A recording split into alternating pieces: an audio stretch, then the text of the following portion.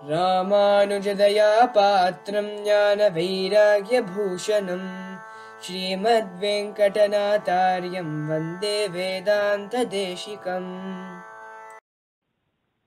జయ జయ శ్రీకృష్ణ. శ్రీమతే శ్రీ నిగమాంతమాదేశికాయ నమః. వేదాంత దేశికుల ఉపదేశంలో ఈరోజు మనం మాతృభక్తి గురించి కొన్ని విషయాలు తెలుసుకుంటాం. వేదాంత దేశికులు తల్లిని ఎలా గౌరవించాలి అనే విషయానికి ఎన్నో ప్రమాణాలు మనకు అనుగ్రహిస్తున్నారు. వారి ఒక స్తోత్రరత్న భాష్యం అనే గ్రంథంలో ఇలా అంటున్నారు వేదాంత దేశికులు. పితుషదగుణం మాత గౌరవేణాతిరిచ్యతే ఇత్యాదిషు మాతృగౌరవం ప్రతిపాదితం అంటే తండ్రి కన్నా గొప్ప గౌరవాన్ని తల్లికి మనం ఇవ్వాలి అని ఉపదేశం.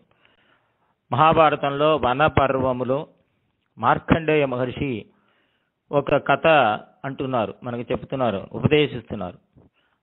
ధర్మవ్యాధుడి కథ అందరికి తెలిసిన విషయమే. కౌశికుడు అనే ఒక బ్రాహ్మణుడు ఇంటిని విడిచిపెట్టి ఇల్లు తిరస్కరించి వనానికి వెళ్ళి చాలా ఘోరమైన తపస్సు ఆచరించాడు. ఒకరోజు ఆయన కూర్చున్న ఒక చెట్టు, ఏ చెట్టు నీడలో కూర్చున్నాడో ఆ చెట్టులో ఉండే ఒక పక్షి కొంగ, బకమంటాం, ఆ బక పక్షి ఎంగిలి ఉమ్మినదట. ఆయన తలపైన పడగా కోపం వచ్చింది. దాన్ని కోపంతో చూశాడు ఆ పక్షిని. అది భస్మమైందంట తక్షణమే. ఈ కౌశికుడికి చాలా సంతోషం, నా తపస్సు ఫలించినది, నాకు సిద్ధిలు పొందాను అనుకున్నాడట. ఒక గర్వం, అహంకారం వచ్చినది. ఎన్నో సంవత్సరాలు ఆచరించి పొందిన శక్తి కదా. అయితే ఆయన భిక్ష స్వీకరించడానికి పక్కన వేరే ఒక ఊరికి వెళ్ళాడట.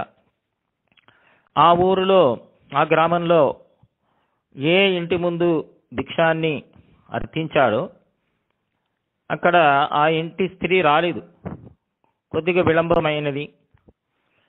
కొద్దిసేపు తర్వాత ఆవిడ వస్తే పాపం భర్తృ శుశ్రూషలో ఉన్నది కావున కొద్దిగా సమయం అయినది. కోపం వచ్చినది ఈ కౌశికుడికి. కోపంతో ఉగ్రంగా చూశాడట ఆవిడని. ఆ పతివ్రత అన్నదట, నేనేమి కొంగ అనుకున్నావా అన్నదట. వీడికి షాక్. అరే, ఈవిడకు ఎలా తెలిసినది? ఎక్కడో అడవిలో, ఘారడవిలో జరిగిన ఒక విషయం ఈవిడకి ఎలా తెలుస్తుంది? ఈవిడ మహాపతివ్రత, నాకన్నా ఒక గొప్ప జ్ఞాని, ఈవిడ దగ్గర శక్తి ఉన్నది అని ఆమె దగ్గర క్షమాపణ కోరుకొని, అమ్మా నాకు ధర్మోపదేశాన్ని అనుగ్రహించానాడట.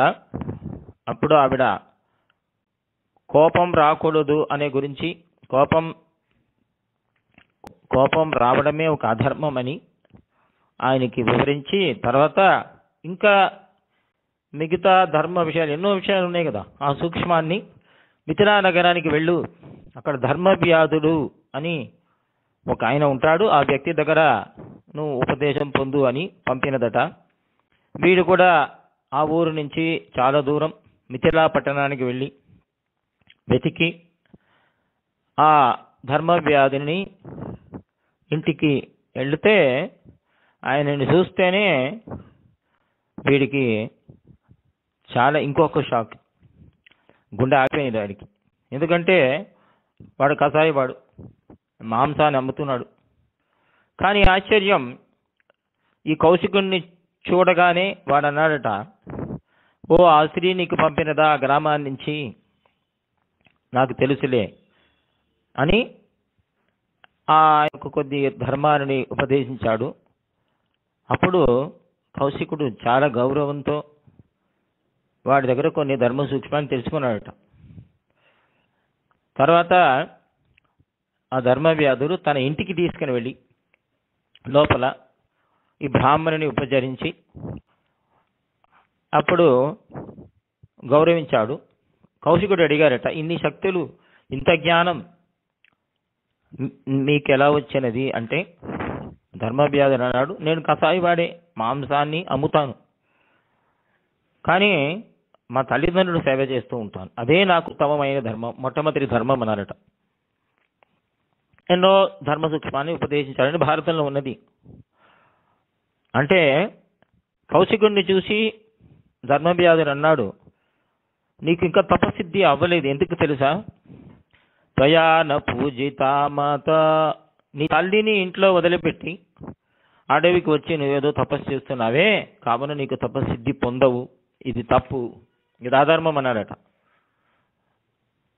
కావున నువ్వు తల్లిదండ్రులకు సేవ చేయాలి, అదే ఉత్తమ ధర్మం అని ఉపదేశించారట. మార్కండేయ మహర్షి అన్నాడు, దుష్కరం కురుతే మాత వివర్ధ ఇది యః ప్రజ. ఒక బిడ్డను కని పెంచడం అనేది ఎంత పెద్ద తపస్సు, ఎంత పెద్ద త్యాగం, ఎన్ని త్యాగాలు చేస్తుంది ఆ తల్లి. ఆవిడకు సేవ చేయుటయే మనకు ఉత్తమ ధర్మం అని ఎన్నో విషయాలు ధర్మవ్యాధుడు ఉపదేశించగా కౌశికుడు కూడా తెలుసుకొని, తన తప్పుని తెలుసుకొని తన ఇంటికి వెళ్ళాడట. వెళ్ళి తల్లికి సేవ చేశాడు అని కథ వెళుతుంది. తర్వాత గోదాస్త్రీలో వేదాంతశీలు అన్నారు, వాత్సల్య నిర్భరతయా జననీ కుమారం కన్యేన వర్ధయది దష్టభయోధరాపి అని దేశిక సూక్తి. ఒక ప్రజ, ఒక బిడ్డ, పసిబిడ్డ, తల్లి ఒక పాలు తాగుతూ తల్లి యొక్క స్తనాన్ని కొరికినా, దానివల్ల ఆవిడకు ఉపద్రవం కలిగినా, దానివల్ల నొప్పి వచ్చినా తల్లి ఆ వాత్సల్యంతో దాన్ని సహించుకొని ఆ పాపకు పాలిస్తుంది కదా, అది ఎంత ప్రేమ. దానికి సమానమైన ఒక ప్రేమ ఉంటుందా ప్రపంచంలో? తల్లి ప్రేమకు సమానమైన ప్రేమ ప్రపంచంలో లేదు. ఆవిడకు మనం ఎప్పుడు కూడా ప్రత్యుపకారమేది చేయలేము ఈ జీవితంలో. కావున తల్లి దగ్గర ఎల్లప్పుడూ కూడా గౌరవము, ప్రేమ ఉండాలి. దీన్నే వేదాంత ఇంకా 3 ధర్మశాస్త్రాల నుంచి ప్రమాణాలు చూపిస్తున్నారు మనకు. మొట్టమొదటి ప్రమాణం ఆపస్తంభ ధర్మసూత్రం. మాతా పుత్రస్య భూయాంసి కర్మాణ్యారభతే తతః తస్యాం శుశ్రూషా నిత్యం పతితాయామపి. అంటే తల్లి పతిత అయినా కూడా, వేశ్యావృత్తి చేసిన ఆవిడకి సేవ చేయాలి మనము అంటుంది ఆ ఆపస్తంభ సూత్రం, ధర్మసూత్రం. రెండవది మనుస్మృతి. ఏ ఒక గ్రంథంలో లేని ఒక గొప్ప స్థాయిని స్త్రీలకు ఇచ్చినారు, మను గౌరవించారు. తండ్రి కన్నా తల్లిని మనం గౌరవించాలి గొప్పగా అని మనుస్మృతి. ఉపాధ్యాయ దశ ఆచార్య ఆచార్యాణం శతం పితా పితుర్దశ గుణం మాత గౌరవేణాదిరిచ్యతే. మనకు విద్య నేర్పే ఒక ఉపాధ్యాయుల కన్నా అధ్యాత్మ శాస్త్రం, వేదాంత శాస్త్రాన్ని మనకు బోధించే ఆచార్యుడు దశాచార్య 10 రెట్లు ఎక్కువ. వారికన్నా గొప్పవారు తండ్రి అట, వారు 100 రెట్లు ఎక్కువ. అన్ని గౌరవాలు ఇచ్చారు వారికి. వారికన్నా గొప్పవారు ఎవరంటే వారికన్నా 10 వారికి 10 రెట్లు ఎవరికంటే మనని కన్న తల్లి అంటున్నారు మను. మూడవది గౌతమ ధర్మసూత్రం. ఆచార్య శ్రేష్ఠో గురుణాం మాతేస్త్యేహ. గురువులలో గొప్ప గురువు ఎవరండి అంటే కొంతమంది వేదాంతం బోధించిన ఆచార్యుడే అంటారు, కానీ కొంతమంది అభిప్రాయం కన్న తల్లియే అని పెద్దవాళ్ళు ఎలా అంటూ ఉంటారు. కావున అందుకే మాతా పితా యువతయ అని శ్లోకానికి దానికి భాష్యం రచించే సమయంలో తల్లి యొక్క గొప్పతనాన్ని మనకు విశేషంగా బోధిస్తున్నారు వేదాంత దేశికులు. ద్రావిడ భాషలో లోకనీతి చెప్తూ అన్నయం పితావం మున్నరి దైవం, మొట్టమొదటి దైవం ఎవరంటే తల్లి. ఉపనిషత్తు కూడా అలాగే ఉంటుంది కదా, మాతృదేవో భవ అన్నది. తర్వాత సెకండ్ పొజిషన్లో పితృదేవో భవ, తాయిర్చిరంద కోవిలమిల్లై. తల్లి కన్నా గొప్ప దేవాలయం ఉంటుందా?